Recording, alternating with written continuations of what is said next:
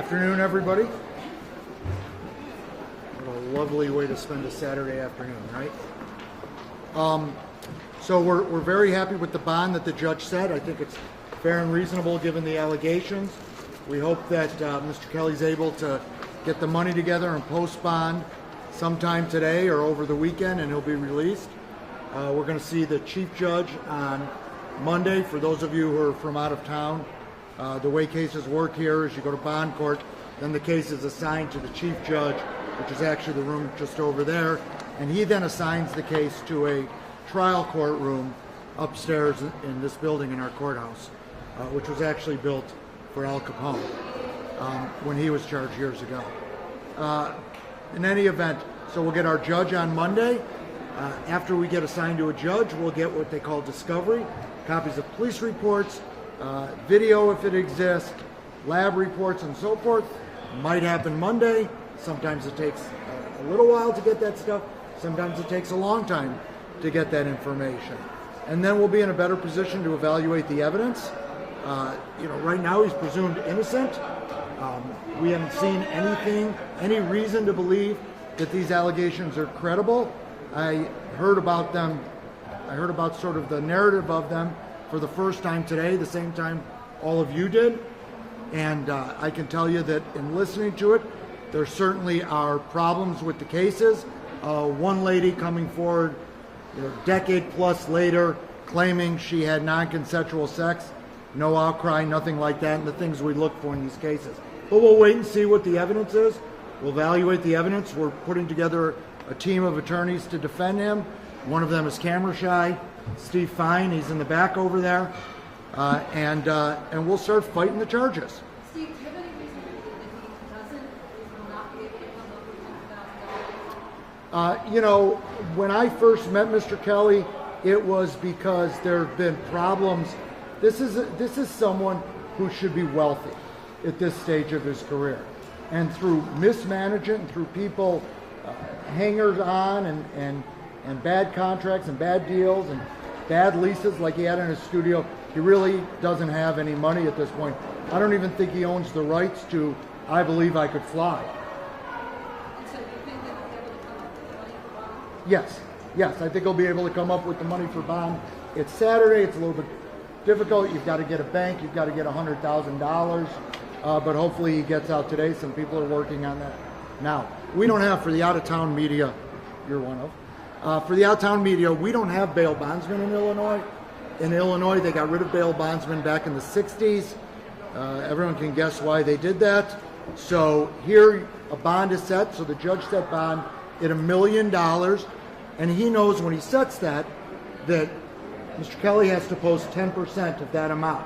So essentially, it's a $100,000 bond, which is exceedingly reasonable given these allegations.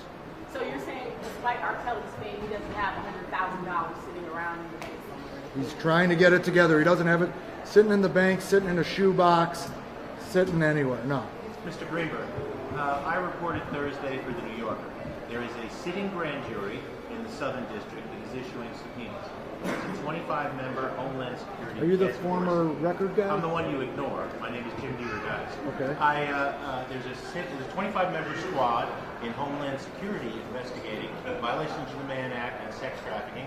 And I hear Paul Howard is about to have a press conference soon about indictments in Atlanta. All of these people talking to all these investigators, they're all liars. I just want to make sure I got that right, because that's what you've been saying. I am not aware of any federal grand juries that are looking into Mr. Kelly. Federal grand jury investigations are supposed to be secret. So was this. So, well, it was supposed to be secret. So you've got better sources than I have. I'm not aware of anything in Atlanta. If they make allegations, we'll address the allegations. He's presumed innocent. He's entitled to that presumption, not to be tried in the media, to have his day in court. So you don't know anything about any other investigations? I'm unaware of any other investigations. I haven't been contacted by any prosecutors from any jurisdiction anywhere. I haven't been contacted by any attorneys saying that they're representing a witness who's received a grand jury subpoena, anything like that. I can tell you your name later.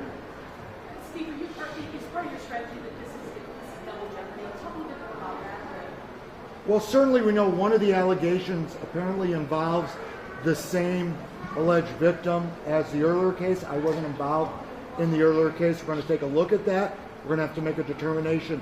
Is it the same incident? Is it a different incident? It's not just a question of is it the same tape or is it a different tape. It's a little bit deeper than that. We'll look at the evidence, we'll evaluate it, and we'll make that determination. I have not seen that tape. I only know what you guys know about it. Are you here to argue that it was not consensual or that it just didn't happen? I'm not sure exactly what our defenses are going to be. Each case is different. There's 4 different factual scenarios. We're going to Well, look you at. said they were all liars yesterday, so I mean, that would indicate it didn't happen. Well, Can you look this way? Can you look I'm this way with your answer? sure. So you want to repeat your question? So Yesterday you called the accusers liars, so that would indicate that the events did not happen. no, that wouldn't necessarily indicate events didn't happen. That would indicate that they weren't criminals. So, for instance, we heard today about some lady who says that he went there for a haircut and forced her to give him oral sex. That may have been a consensual encounter. I don't know. I haven't seen the evidence on it. That's why we don't. That's why But when the that's victim's why. about 14, it can't be consensual. Well, that's why I haven't seen any evidence of any 14-year-old victim. There's an allegation of a 14-year-old victim. I haven't seen any evidence of it. So that's why we have a process. That's why we have a charge, and we have a prosecutor, we have a defense attorney, we have a judge, and we have a jury, and we look at the evidence, and we figure out what we're going to do. And that's what we do. Is he going to be here on Monday? If he, let's say, He has to be at every court date. So he will when you meet with the Yeah, chief, he has to be at every single court date. Yes. including Monday. Yes.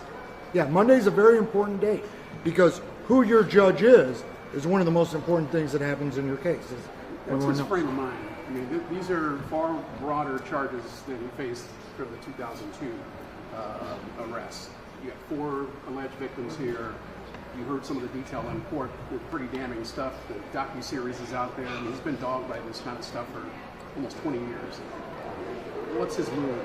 Well, I mean, obviously, he's going to face some felonies here. he's upset. It's obviously more difficult because there's 4 separate cases, and last time there was only 1 case. But each case is different, and we'll address them as they come along. But he's devastated.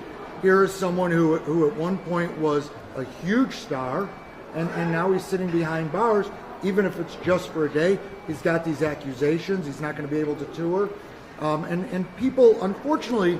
There's this whole hashtag movement. Just because someone says something now and it's 2019, it doesn't make them credible. And just because they said something now and they haven't said something in a long time, it doesn't necessarily make them incredible.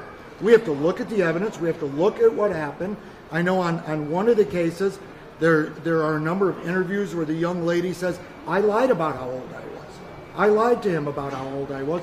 And then recently said, oh no, I lied about lying about how old he was. We'll have to look at it. She showed him the ID, the fake ID, then showed him the real ID. Don't misquote a victim, Mr. Greenberg. Don't misquote a victim. That's not what she said. Well, she initially lied to him, then she showed him a state ID. She was here today. Did you see her in tears while the charges were read? So you have a book coming out, and Yeah, it's I got hope facts in it. I hope you sell lots of books. I don't give a fuck about selling a single book. I've talked to that woman, and I've talked to 47 What else is others. your question? I'm not Mr. Avenatti, and I'm not you. Okay, so let's try and keep it professional, and But don't you just called don't the victim swear at who me. cried in court a liar. You Well, just just called because the they victim. cry doesn't make them truthful. So we're going to look at the evidence, okay? We'll look at the I evidence. was correcting and the we'll, record of what you said. We'll look She at the admitted evidence. when Let's she keep lied. She it. admitted Let's when watch. she told Let's truth. watch the swearing, okay? I did. I'm sorry. You're upset. Defending his behavior as being legal or not criminal, would you also defend his character? What do you have to say about R. Kelly's character? Well, if these allegations are proven to not be true, and these were consensual encounters, certainly the encounters on some of their charges, then we shouldn't be second guessing someone's sex life. I mean, frankly, there's been a lot of talk about how he has these hostages in his house. They were here in court today. These 2 young ladies. They were with him yesterday, walking in front of the media. The police have been by to see them. The police have interviewed them. They interviewed them in Atlanta. They interviewed them in Chicago. They didn't say they were hostages at all, but people keep saying these people are hostages. We're going to wait. We're going to see what the evidence is. He's entitled to a presumption of innocence. We'll evaluate all the evidence. I'm sure we'll have some conversations with the prosecutors, and then we'll figure out what we're going to do. I can't tell you today what our defense is going to be, what we're going to do, what's going to happen on any case. It may be that 2 of the cases resolve themselves and 2 of the cases go to trial. It might be all 4 go to trial. It might be all 4 resolve themselves. There's too many moving parts to be able to say anything one way or the other. Is his character part of his defense? And if so, how would you Well, describe it? character is not, in Illinois, you can't introduce character evidence except for truthfulness. So, for instance, to take an example of someone who's on trial for bank robbery, and if they have 3 prior bank robberies, you can't say, well, his character is he's a bank robber. You know, he's done it before. So you can't say that. So his character is really not at issue here. A jury's not going to hear about his character. They're going to hear about the facts of the case. They're going to hear the evidence, and they're going to evaluate it. He has to. He has to attend each and every court date. That's an absolute requirement. Steve, how was his night in jail? Did he sit with general population? Were there any incidents? No, I want to say, and I don't know if I've ever said this before, I want to compliment the Chicago Police Department for the way they treated him last night. They were very professional. The sheriff's office has been great. Obviously, they have concerns if something happens to him while he's in custody. It would be a problem for them. But they held him separately in a separate cell, and then they took him back after court today. Okay? One more question. Are you aware whether he's getting cooperation, whether the victim on the videotape is cooperating with prosecutors? If she is the victim from the 2008 trial, she's not helpful to the prosecutor. I would assume that who's ever on the tape, or whoever they think is on the tape, someone is saying it's them on the tape, or they wouldn't bring those charges. I think that's a fair assumption. I know from the earlier trial that the alleged young lady and her parents all testified under oath that it was not her on the tape. Do you expect our...